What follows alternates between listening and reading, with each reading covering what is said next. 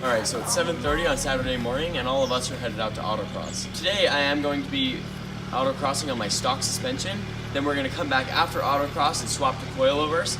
If everything goes smooth, I'll be autocrossing Sunday morning on those coilovers. But if you wanna travel, then go alone. Yeah, what's the point in us if I never know? Yeah, if you're gonna leave, I'ma let you. So the car would handle about as well as you would think any 150,000 mile car would. The car swayed back and forth quite a bit, the suspension wasn't super stiff, and because of that I found it really difficult to have a lot of speed coming into corners, as well as after the corner it was hard to build that power back up and build some more speed before coming into another corner because the car once again didn't handle that great. I'm hoping and expecting it to be a lot better on coilovers, and I'm really excited to see what it's going to be like. Overall, I think that the suspension handled pretty well for how many miles are on it. Race Land didn't really design these coilovers for track use, but I do assume that they will be a lot better than the stock suspension being coilovers. But I'm excited to get home and put them on and see how much bigger of a difference they make for day 2. Alright, so we just got back from autocross. In all, the car did pretty good, so I'm really excited to get the coilovers on and see how much better it performs. So let's get them unboxed now. So I'm going to go ahead and get all the lugs loosened up on both front tires. Then we're going to jack the car up and pull the wheel all the way off and then start removing the suspension. As you can tell, we've got the tire off now. We're going to start unbolting the suspension on this side and then we'll move over to that side. By the way these look, I'm assuming these are original to the car. So honestly, these new ones that we're looking at, these Race Lands, will be perfect for this vehicle. Alright, so we took the other side off without really videoing that much, so this side should be a lot more in depth.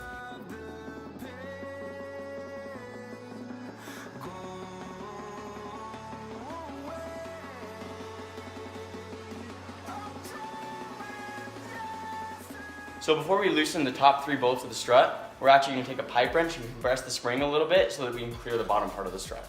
You can get a spring compressor, but we only need like 1/4 of an inch to get this out. In fact, if we were just a little bit stronger, we could actually just squeeze the spring and pull it out. So this will work just fine.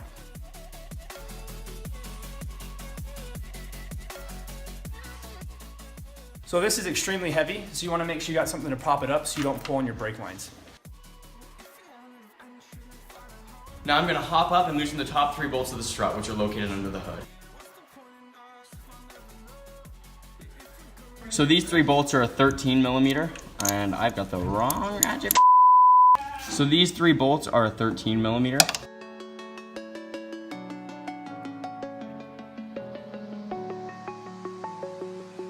I'm alone, I'm a broken home. I gave you all the bricks that I own and know.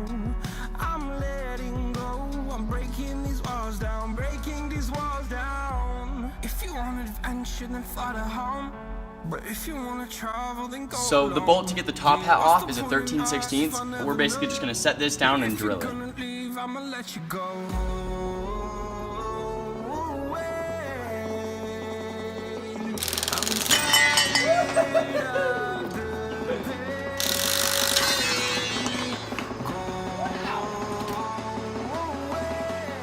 So Race Land designed these coilovers to fit the original top hats of the car. So we took off their bolt, and now we're going to assemble the top hat off of my original suspension on top of it.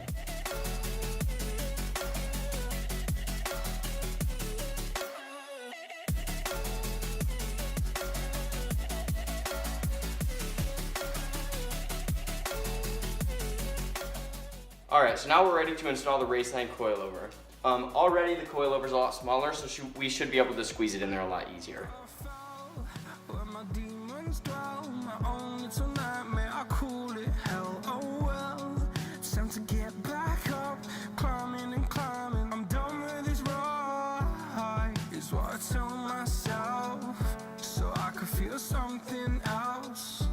Yeah, I guess I had my bad days, but it doesn't mean I lost my styling. Where were you when my heart was on the ground? I thought time would. So we spent a couple of hours fine-tuning this one. We've got it right about where we want it. We have adjustable sway bar end links, so that took a bit of time to fine-tune, and then we also had to adjust the coilover to where we want it. So right now, with the car drop down and the wheel on, which we've measured a couple times, we've got it right about where we want. I expect them to come down a little bit more as I drive, But if that's not the case, then we can just take the wheels off and adjust them as we need. But right now we're gonna start on the backs. I've got both of the lower struts undone. So now we just have to do the top 2 screws on each of them and get started on that. Similar to an E30 we've done in a previous video, these are a McPherson setup. So there's only 1 bolt on the bottom, 2 on the top, and then there's a separate spring from the strut.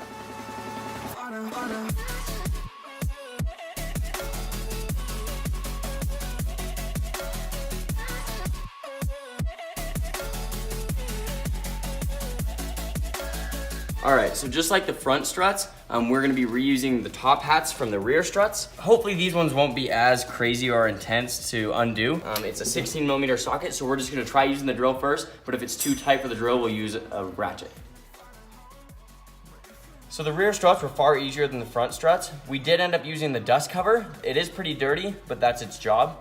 So because of the size of the rear springs, they're a little bit harder to get out. So what Damon's gonna do is stand on the tire, and while he's up there, all I do is slide the crowbar just underneath the rear spring. It pops it up just a little bit, and then we'll be able to pull it out. The new ones are a lot smaller, so you just be able to stick them in there. In fact, they actually won't stay in there until the car comes down on top of them, so they're a lot easier to get in. The spring was broken. I didn't do that. I was driving around on broken springs. So that's a little bit scary. So I'm actually a little more happy that I'm swapping out the rears also. So we're finally done. It's midnight. I'm currently off the lift now, as you can tell. We ended up swapping my 5mm spacer from the front to the back and the 10mm to the front, but we weren't able to lift just one side of the car on the lift, so we had to move it over here and just use jacks to do so.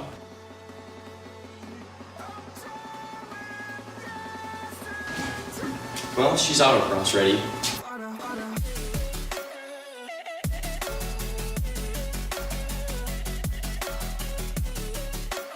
So day 2 now, and I'm super pleased with how the coilovers ride. They're really stiff, and it's gonna take a lot of getting used to, but I prefer that over the sloshiness of the stock suspension. I felt a whole lot more confident going into corners. I was able to load up on the front springs a whole lot more than I was before. I'd recommend these coilovers to pretty much anybody that wants a really versatile suspension for the price, and I think autocross was a good thing to do to really put the suspension to the test to see how much of a difference it was really going to be. So once again, I'd really recommend the Race Land Ultimos to anybody that's looking for coilovers for their E46. I guess I had my bad days, but it doesn't mean I lost my styling. Where